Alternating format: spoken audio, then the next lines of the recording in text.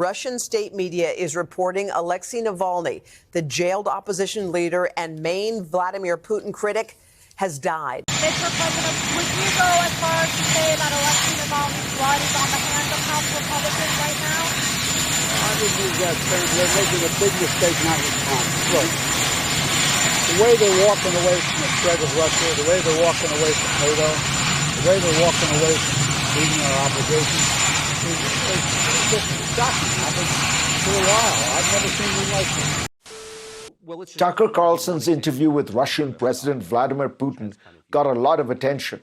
But I was more struck by Carlson's reaction to his visit to Moscow, his first ever. He was not just impressed, it left him radicalized and enraged at his own government. Moscow's subways favorably with New York's, of course. Now, while it's true that Moscow's subways are excellent, the stations are so grand because they were built by Joseph Stalin at huge public expense to showcase the superiority of Soviet communism. In contrast, New York's subways are a product of capitalism, having been built and operated through public-private partnerships of various kinds, which are more budget-conscious. Major budget cuts could be coming to every New York City agency. Mayor Adams is requesting 5% cuts across the board in response to the asylum seeker crisis. For the better part of a year now, I have been clear that these costs will impact every city service. The simple truth is that longtime New Yorkers and asylum seekers will feel these potential cuts, and they will hurt. The mayor claims the cuts are in direct response to what he calls inaction from both federal and state lawmakers. The city says it has spent nearly $1.5 billion handling the migrant crisis since last spring. American cities are different. They are the product of decentralization and diversity and democracy.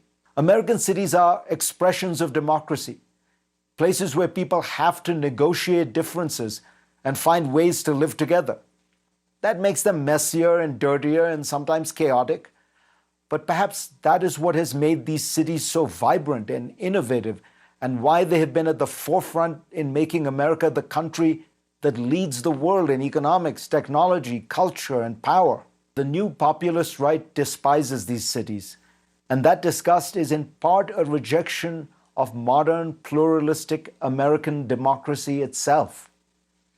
Increasingly, they are dazzled by the clean and orderly ways of dictatorships, populist authoritarians, and absolute monarchies. After all, say what you will about Putin, he makes the subways run on time. American cities are expressions of democracy. That makes them messier and dirtier and sometimes chaotic. It's really, really smart.